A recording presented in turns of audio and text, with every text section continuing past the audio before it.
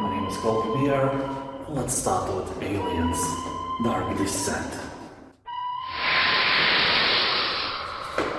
In this tactical real-time strategy, you will command a squad of hardened colonial marines to stop a terrifying xenomorph outbreak on a distant, unwelcoming planet. You will lead your soldiers in real-time combat against iconic xenomorphs, rogue operatives from devious Weyland-Yutani Corporation, and a host of horrifying creatures new to the Alien franchise. So here you are, the commander, and soldiers are your weapon. With their help, you will infiltrate large open levels and annihilate enemies with your squad. Tread carefully as your foes will adapt their tactics to your actions. Monsters will be hunting you down, and the death here is permanent. You know, like the hunger of your cat, or the noises your neighbors make. So if you have a handsome soldier you don't want to lose, you might want to put it behind the others. Although be warned that the aliens can ambush you from behind as well. Dark Descent is an original story filled with iconic xenomorph creatures, ranging from facehuggers to Praetorians, alien queens, and many more. Dark Descent has around 90% of positive reviews, and people on Steam are saying that this is the perfect game for Alien Universe fans, and after the isolation, it's probably the best game about xenomorphs. The Rising. In this survival action RPG, you will awaken as a weakened vampire after centuries of slumber. You will hunt for blood in nearby settlements to regain your strength, while hiding from the scorching sun and aggressive garlic cloves. You will also have to rebuild your castle from ruins, and convert humans into your loyal servants in a quest to raise your vampire empire. People on Steam are saying that the combat here is largely dependent on skill and not on RNG, which is undoubtedly one of the best features of this game. Also, the co-op part of The Rising is made very well, so if you have a friend, you have my all recommendations to play this game together. Ready or Not. He will take the role of the commander of the SWAT. You will have to compose the team from a large roster of unique talents, give tactical orders, carefully plan and carry out various super dangerous missions. You are also obligated to look after your team's mental and physical health. Officers with unaddressed, deteriorating mental status may be unable to properly perform their duties, or even feel compelled to quit the force. Incapacitated officers may be temporarily unavailable for missions, with a tragic prospect of death leading to a permanent loss. So you are not just a leader, you are their mama as well. Also, you will have access to the best weapons and equipment, including many new acquisitions. However, customization isn't limited to the equipment you use. While performing remarkable actions alongside your team, you'll earn various stuff: the patches on your sleeves, the artwork for your skin, and potentially even the timepiece on your wrist. That Casio for €10 will bring the envy from other officers and earn you respect. Or not. Probably not. Definitely not. People are saying that the game will make you proud of being American, even if in real life you are some terrorist living in a cave, defeathering eagles and hating freedom. Bulwark Evolution, Falconeer Chronicles. You will create your own fortified settlements within the haunting and eye-catching landscapes. The core gameplay is focused on wildly building across the rocky cliffs and crags of the world. Light resource management and story elements bring your creation to life, while giving a voice to its inhabitants and allowing you to expand it with exotic new build options. Also, it's not just a simple city builder. The threat is real and the battles will be glorious here. Don't ask why, just look, you will be fighting dragons with airships. How cool is that? The game itself is a spin-off of the Falconeer, a beautiful air combat game created by a solo developer, and this city builder is definitely worthy of your attention. Curse of the Dead Gods. This game is obviously oriented for the fans of Hades, or as one commentator on Steam said, Curse of the Dead Gods plays as Hades and looks like Darkest Dungeon. Honestly, it's a fair comparison. So in this game you will seek untold riches, eternal life and divine powers. It will lead you to this accursed temple, a seemingly infinite labyrinth of bottomless pits, deadly traps and monsters. Well, the rest is self-explanatory. The game also introduces a cool mechanic of unique curses that influence each attempt, putting a twist on every action. Although keep one thing in mind, you will have to parry a lot, and that Souls-like mechanic sometimes is very annoying. Otherwise, it's a great game. 86% of reviews on Steam are positive. Amnesia, The Bunker. If you played Alien Isolation, then you know the drill here. There is a monster and it's chasing you. The bunker is a way smaller game than Alien Isolation, but it dwells on the same idea of an elusive monster inhabiting the same place as you. And if in Alien Isolation you found yourself in a giant space station, here you are trapped in a cramped underground tunnel net under the battlefield of the First World War. Don't forget that creators of Amnesia frictional games were the pioneers of horror games without weapons. Remember Penumbra? Yeah, that was a gem. So I have no doubt that developers of Alien Isolation took inspiration from the frictional games while creating their weaponless xenomorph game. And now frictional games took inspiration from Alien Isolation's monster. The circle has closed. The game is really fun, although after seeing the monster a few times it becomes less scary. So it becomes really playable by various pussies like us. It's a wonderful survival game, and if you like the concept, you are up for a treat. Dave the Diver. This is a casual single-player adventure RPG featuring deep-sea exploration and fishing during the day and sushi restaurant management at night. Here you will dive into the ever-changing blue hole and use a harpoon and other weapons to catch fish and other various unlucky creatures. You will upgrade and forge equipment with collected resources and sushi restaurant profits to prepare for the dangers that lurk in the unknown. Here you will also meet quirky but lovable characters and a story full of jokes and other humorous scenes. The game is a combination of pixel and 3D graphics that provide an interesting and original art style. The adventure is set in the real marine environment of a blue hole, filled with over 200 kinds of sea creatures, so catch and make sushi from all of them. 5 Nations. If StarCraft was mockingly called a Warcraft in space, then 5 Nations should be called a Warcraft in space, because it is following the same gameplay formula as Blizzard games, but everything is happening, you know, in space. But don't worry, this is not some grand strategy game or something like a homeworld where the distances are huge and everything is happening super slow. No, in 5 Nations the background is space, but all the action is the same as an old good base builder RTSs. The game gets little attention because it's an indie game and they have no money to make a huge advertising campaigns. I found it just because I was especially looking for games like StarCraft, and it still took me an hour to get to this game. Great thing is that you can play the demo version on Steam absolutely free and check it out with your own eyes. Although it's not easy to see where to download it. Look in the right column above information about languages and you will see the download button. 5 Nations managed to stay true to old school gameplay, voiceovers and even writing style, and that is great. Isonzo. This is a World War I game based on the Italian front. Inspired by the 2-year struggle for control of the Isonzo River Valley and the Alps, the game will lead you across stunning landscapes as you choose your path to victory. Cut your way through barbed wire, flank your enemies by following mountain trails, or man a mortar to blast a way through. Shape a dynamic battlefield by laying sandbags and wire, placing ammo crates, deploying trench periscopes or sniper shields. Fight with more than 30 unique weapons, survive poisonous gas attacks and intense artillery barrages. People on Steam are saying that mostly here you will run up the hill for 20 minutes and then you die. Somehow that is still a fun experience. The game is a proud owner of a very positive review score, so no tricks here. Hand of Fate 2. This is a dungeon crawler set in a dark fantasy world. Here you'll try to master a living board game, where every stage of the adventure is drawn from a deck of legendary encounters chosen by you. So choose wisely your opponent. The enigmatic dealer will try to make you feel helpless and pathetic. People on Steam are saying that the combat is a bit clunky, but the atmosphere, art style and the narration of the game makes Hand of Fate really enjoyable and fun. Although keep in mind that the game is kinda difficult, also heavily based on luck. You know, it's a card game after all. And that may be frustrating if you have an unlucky day when everything falls apart. So before playing, throw a coin into the air 3 times and try to guess heads or tails. If you'll be correct at least 2 times, play the game. Luck is with you today. And what if this was the last drop of luck? What if guessing heads or tails right was the luckiest thing that happened today? Well, in this instance, I'll think you'll know that you are screwed right away. Game is not forgiving.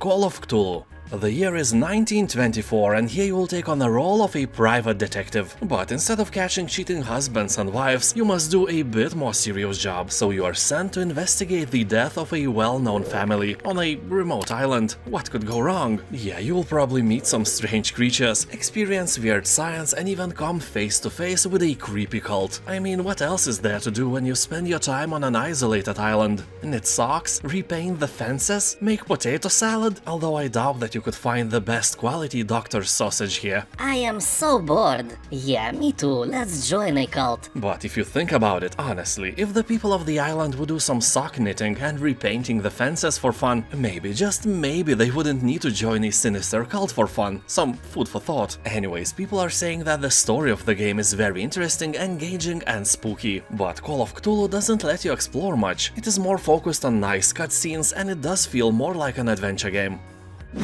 Let's build a zoo. Let out your wild side and create your own animal empire in this cute, expansive management sim. Here you'll import and breed rare creatures, hire the right staff, keep your visitors happy and deal with plenty of weird and wonderful events. You will be able to juggle through hundreds of buildings, foliage, path and enclosure decorations. Control everything that happens in your park, from what your animals eat to what eats your animals. And speaking about animals, here you'll find more than 500 different creatures. But that is not all. Try a hand at DNA splicing and stitch them together. Ever wanted to crossbreed a crocodile with an owl? Here you can. No, really, any combo is available. You can create over 300,000 different types of animals, although most of them will probably silently beg you, Kill me now. that is, if they could speak, but they are animals, so they will go ow, ow, ow, ow, and you will ignore their pleas. Also, every zoo owner is a businessman first and only then an animal lover. Just watch Tiger King. So money is way more important than ethics, and you want your zoo to thrive and be famous in the world. Oh, shut up. BLACKTAIL. Here the choice is yours. Will you become the guardian of the woods or the terror nightmares are made of? You play as Yaga, a 16-year-old girl accused of witchcraft and expelled from a medieval settlement. Well, I know what I would be doing after that. Definitely not helping poor folk from the aforementioned village to heal their sick cattle. No, I would rather secretly put pineapple in their potato salad. Also, would turn all their delicious beer into milk. Milk of a cat. Yeah, milk of a cat or of a hamster. Anyway, he will decide the fate of the land and its inhabitants, and witness the impact of your decisions on your skills through an implemented morality system. People on Steam are saying that the game feels more mature than the visuals it provides, and the story is really dark and captivating. Pilgrims. Do you know about Samorost and Machinarium? It is another creation of the developers who made these wonderful games, and Pilgrims kinda look like a wonderful game as well, so don't doubt it, I forbid. You'll roam the land as you please and make new friends, share a laugh with your fellow travelers and help them complete their little stories your way. How many different solutions can you find? This game is meant for playing, not for beating it. It's the journey, not the destination. Game is packed with 45 achievements and amazing music, and just look at this price, looks cute and friendly for your wallet. BLACKTAIL Requiem. After escaping your devastated homeland, you will travel far south to new regions and various forsaken cities. There you attempt to start a new life and control Hugo's curse. Yeah, the kid is cursed, but you, instead of dropping him into the ocean and forgetting which ocean it was, you travel with him. You know, no Hugo, no problems, but you chose problems. So everything that happens from now on is basically your fault. So when Hugo's powers reawaken, oh surprise, surprise, death and destruction return in a flood of devouring rats you probably all know from the first part of this beautiful game. Forced to flee once more, you place your hopes in a prophesized island that may hold the key to saving Hugo. The game will let you know the price of saving those you love in a desperate struggle for survival, and you ain't gonna like it. You will strike from the shadows or unleash hell, overcoming foes and challenges with a variety of weapons, tools and unearthly powers. People on Steam are talking that this game will make you cry, mostly because of the story, but a tear or two will also drop when you realize that the game is super slow and your movement speed is even slower. Despite that, BLACKTAIL Requiem has about 90% of positive reviews, and if you like story-rich adventure games, it's a must-play sooner or later. Sea of Thieves. Are you ready to become most notorious pirate in the world, take hostages and pillage ships for incredible wealth? That is great. If so, you can also try this game and treat it like a pirate simulator for your upcoming life of crime. So here you will explore a vast world filled with unspoiled islands and underwater kingdoms, take on adventures to hunt for lost loot, forge a reputation with the trading companies and battle various foes, from phantoms and ocean crawlers to megalodons and the mighty Kraken itself. And you know, after you kill the beast, keep in mind that krakens are very tasty with hot potatoes and lemon. Also here, obviously, you can try your hand at fishing, make maps to your own buried treasure, or choose from hundreds of other optional goals and side quests. And the game itself is not a short one. The estimated time to complete all 60 Sea of Thieves achievements is about 1000 hours. Make sure you have a lot of free time before buying. Also, this edition, besides a base copy of Sea of Thieves itself, includes all permanent content added since launch, plus 10,000 gold bonus and many other things. My time at Sandrock. This is a new adventure, crafting and farming game from the creators of My Time at Portia. Better graphics, more things to do and a positive rating close to 90%. Basically, it is a perfect RPG game if you want to relax, but still explore the surroundings and keep yourself entertained. For example, I'm 40 plus years old and I usually play games like The Witcher 3, Skyrim and Baldur's Gate, but I really enjoyed playing Sandrock as well. And if you say that this game is only for little girls, then you probably are seriously concerned about your masculinity. I can lend you my magnifying glass for you to find your balls. Really, this game is great for adults as well. And let me tell you straight, play it to beat your anxiety. This game will show your unrestful mind that there is a place where you can relax and be safe. Anyway, here you will arrive in a wild post-apocalyptic city where it's up to you and your trusty tools to restore the community to its former glory. Gather resources to build machines, befriend locals and defend Sandrock from monsters, all while saving the city from economic ruin. If you like games like My Time at Portia, Stardew Valley, Yonder and similar ones, this is definitely your spoon of potato salad.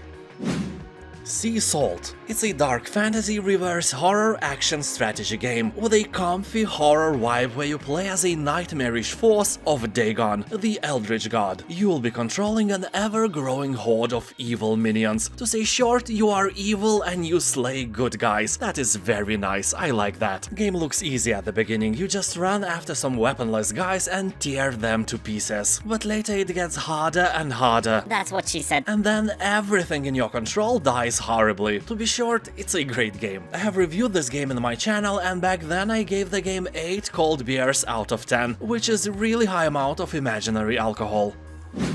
Remnant, From the Ashes. This is a third-person RPG shooter. Here the world has been thrown into a chaos by an ancient evil from another dimension. As gamers on Steam pointed out, they just ripped off a plot from Neverending Story. That's a shame, but in general this is a great game. If I had to describe it in one word, it would be RPG Dark Souls with guns. Yes, that is a one word if you throw out the spaces between them, and I did so, sue me. So here as one of the last remnants of humanity, you must set out alone or alongside up to 2 other survivors, and then face down hordes of deadly enemies, rebuild and retake what was lost. The strongest side of the game is the various guns and weapons. They're really good looking and fun to use. You know how in some other games you get a nice looking gun, but there is no real satisfaction to shoot it? Well, that's not the case in Remnant. Also, people are praising the Great Co-op mode, so you can play the game with your mother-in-law and do some nice bonding together. Othercide. Here you will lead your army of female warriors to battle. Your skill in combat will decide their fate, shape their abilities and personality. So under your command, they probably just die angrily in pain and agony. Anyway, jokes aside, like in all turn-based games, here you will have to plan your moves carefully, because one wrong action can lead your party to failure. Although the game offers cool mechanics where you can sacrifice one to heal another, survivors will get stronger, ready to fight the next battle. The bad news is that the game practices permadeath, so by sacrificing warriors, you are like sacrificing them for real. And the elephant in the room is, of course, the visuals of the game. Only black, white and red color palette exists here and makes this game stand out from other similar projects. Barotrauma. Here, in the not-too-distant future, humanity has fled to one of Jupiter's moons. With its irradiated icy surface, life can only be found in the ocean below. You'll travel through a punishing underwater world and discover what lies in the depths of Europa. Basically, this is a 2D co-op survival horror submarine simulator, one of the most casual genres, no doubt, inspired by base-building games like RimWorld or Dwarf Fortress. Also, it has a fun mode quite similar to Among Us. One of your crewmates may be a traitor. So, as you can see, Barotrauma has nothing to do with poor guys getting traumas in a local bar. Game has above 90% of positive reviews and people on Steam are saying that this game is filled with stupid jellyfish and can be played by everyone with developed brains, meaning that it's not for kids, but you can play it with your grandma. Unrailed. This is a chaotic railroad construction game where you work alone or way better together with your friends as a team to build a train track across endless procedurally generated worlds. You will master encounters with its inhabitants, upgrade your train and keep it from derailing. That is easier to say than to do, believe me. Chaos will overwhelm you and your bodies more than once. The game is not as dramatic as Overcooked games, for example, but you can for sure understand what will happen if you fail to communicate. This game has pretty good AI as well, so if your friends are dead, or if you are dead to them, then playing this game with the help of friendly AI will be fun as well. Yes, Your Grace. In this kingdom management RPG, petitioners will arrive in the throne room each turn to ask for your advice and assistance. You will have to decide whether to help them with their problems or to conserve resources for more important matters. Your supplies are limited and not everyone has the kingdom's best interest at heart. You will not be alone in this task. You will hire generals, witches and hunters to aid your kingdom, prepare for battles and make alliances by satisfying the needs of lords and other kings. People on Steam are saying that the game makes you feel like a real king, although it is a bit depressing. You know, many of your choices have grim consequences and you are personally responsible for all of that. The Walking Dead, the Telltale Definitive Series. I think most of us have watched or at least have heard about the TV series of The Walking Dead. It was a wonderful show for a few seasons. Then almost every at least a bit more interesting actor left the show, mostly because of the poor writing, but it still continued for like 30 more seasons. Well, I am exaggerating of course, and I have to admit that I stopped watching it way past the mark where it stopped being good. Where a hair model without any acting skills and a samurai girl without face expressions led the show. It was bad but still addicting. Anyway, I'm telling you all this because this game is like TV show, but when it was actually good. Yeah, I know it's hard to remember those times, but Telltale's game is a masterpiece and this time I am not exaggerating. This version contains 23 unique episodes and more than 40 hours of content. It may not be the cheapest game, but if you want a story-rich interactive fiction with multiple endings, it would be hard to find a better deal than this. Bad North. Game is set in Nordic realm invaded by Vikings. However, the realm's prince and princess managed to escape and now can gather an army to fight the invaders. Haha, in your face, stupid invaders. Yeah, learn to invade or something. The gameplay takes place on small procedurally generated islands. During the game you gather resources and find allies who help you fight your enemies. Your army can feature various units, such as archers, knights and pikemen. Before buying, you can try the demo version on Steam for free.